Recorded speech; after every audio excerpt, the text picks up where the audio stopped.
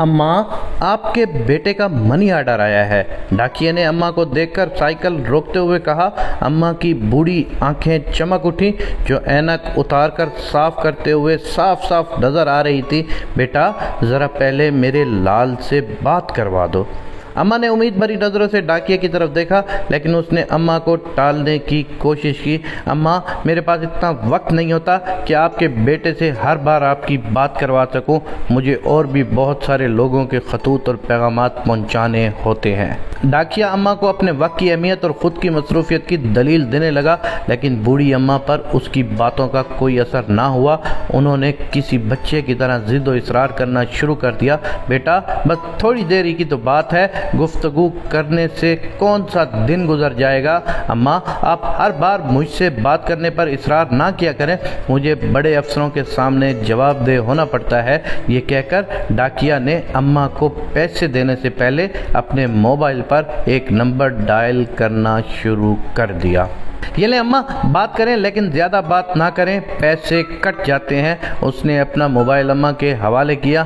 اماں نے اس کے ہاتھ سے موبائل لے لیا۔ اماں اپنے بیٹے سے 1 منٹ فون پر بات کرنے کے بعد مطمئن ہو گئیں۔ اس کے جھریوں والے چہرے پر مسکراہٹ پھیل گئی۔ یہ 1000 روپے اماں، یہ کہہ کر ڈاکیہ نے 100 کے 10 نوٹ اماں کی طرف بڑھا دیے۔ اماں نے پیسے گنتے ہوئے اسے ٹھہرنے کا اشارہ کیا۔ اب کیا ہوا ماں، یہ 100 روپے رکھ لو بیٹا۔ کیوں اماں؟ وہ حیران رہ گیا۔ ہر ماہ میرے بیٹے کے بھیجے ہوئے پیسوں کو لانے کے علاوہ تو میرے بیٹے سے میری بات بھی تو کرواتا ہے نا، اس میں خرچہ تو ہوتا ہے نا، یہ اس کے لیے ہیں۔ ارے نہیں اماں، رہنے دو۔ وہ لاکھ انکار کرتا رہا، لیکن اماں نے زبردستی 100 روپے اس کی جیب میں ڈال دیے اور وہ وہاں سے واپس جانے کے لیے مڑ گیا۔ اماں جو اپنے گھر میں اکیلی رہتی تھی، وہ بھی ڈھیروں دعائیں دینے کے بعد اپنے مکان کے اندر چلی گئی۔ ڈاکیہ وہاں سے چند قدم ہی بڑھا تھا کہ کسی نے اس کے کندھے پر ہاتھ رکھا۔ اس نے پیچھے مڑ کر دیکھا تو اس بستی میں اس کے جاننے والے کا چہرہ اس کے سامنے تھا۔ وہ غنی بھائی کو دیکھ کر حیران رہ گیا، جو چائے کی دکان چلاتا ہے۔ بھائی، آپ یہاں کیسے؟ آپ تو ابھی دکان پر ہوتے ہیں۔ میں آج یہاں تمہارے پیچھے پیچھے آیا ہوں، مجھے تم سے کچھ پوچھنا ہے۔ غنی بھائی کی نظریں ڈاکیہ کے چہرے پر جمی ہوئی تھیں۔ ہاں پوچھو بھائی۔ بھائی، ہر مہینے ایسا کیوں کرتے ہو؟ میں نے کیا کیا بھائی؟ ڈاکیہ غنی بھائی کی سوالیہ نظروں کا سامنا کرتے ہوئے تھوڑا سا گھبرا گیا۔ ہر ماہ تم اپنی جیب سے پیسے اس اماں کو دیتے بھی ہو اور مجھے بھی کہتے ہو کہ میں ان کا بیٹا بن کر ان سے فون پر بات کروں، ایسا کیوں کرتے ہو؟ میں بہت دنوں سے مغالطے میں ہوں، مجھے آج اس پہیلی کا حل بتاؤ۔ غنی بھائی کا سوال سن کر ڈاکیہ کچھ دیر تک ہچکچاتا رہا، جیسے اچانک کوئی بڑا جھوٹ پکڑا گیا ہو، لیکن اگلے ہی لمحے اس نے وضاحت کر دی، میں یہ پیسے ان کو نہیں دیتا، میں اپنی ماں کو دیتا ہوں۔ ڈاکیہ کی بات سن کر غنی بھائی حیران رہ گئے، مگر یہ تمہاری ماں کیسے ہو سکتی ہے؟ جہاں تک میں جانتا ہوں تمہاری ماں کا تو انتقال ہو چکا ہے۔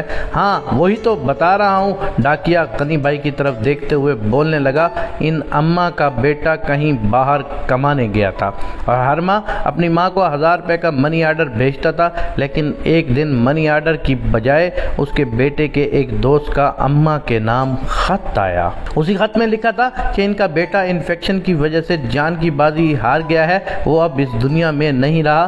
پھر کیا ہوا بھائی؟ غنی بھائی کا تجسس دگنا ہو گیا، لیکن ڈاکیہ نے اپنی بات پوری کر دی۔ ان اماں کو بتانے کی مجھ میں ہمت نہیں تھی جو ہر ماہ روپوں سے زیادہ اپنے بیٹے کی خیریت کی امید رکھتی ہے۔ میں ہر ماہ ان کا منی آرڈر لاتا ہوں اور تمہیں ان کا بیٹا بنا کر بات بھی کروا دیتا ہوں۔ ان کا بیٹا تو زندہ نہیں رہا، لیکن میں نے ایک ماں کا بھرم زندہ رکھا ہے۔ میں بھی اپنی ماں کو ہر ماہ 1000 روپے بھیجتا تھا، لیکن جیسا کہ تم جانتے ہو میری ماں کا بھی انتقال ہو چکا ہے، اب اماں بھی کہاں ہیں؟ یہ کہہ کر اس ڈاکیہ کی آنکھیں آنسوؤں سے بھر گئیں۔ وہی پیسے اب میں اس بوڑھی اماں کو دے دیتا ہوں جو اپنی ماں کو بھیجا کرتا تھا، اپنی ماں کے ایصال ثواب کی نیت سے، اس لیے میں نے کہا کہ وہ پیسے میں اپنی ماں کو ہی دیتا ہوں۔ غنی بھائی اس ڈاکیے کی بات سن کر دنگ رہ گیا اور اسے احترام بھری نظروں سے دیکھتے دیکھتے ہوئے اس کی پیٹھ ٹھوکتا ہوا واپسی کے لیے مڑ گیا۔ کہتے ہیں نا کہ چھوٹی سی نیکی بھی رائے گاہ نہیں جاتی۔ میں آپ سب لوگوں سے یہ گزارش کرتا ہوں کہ کچھ بھی نہیں کر سکتے تو اللہ کے نام پر کسی غریب کی ضرور مدد کر دیا کرو۔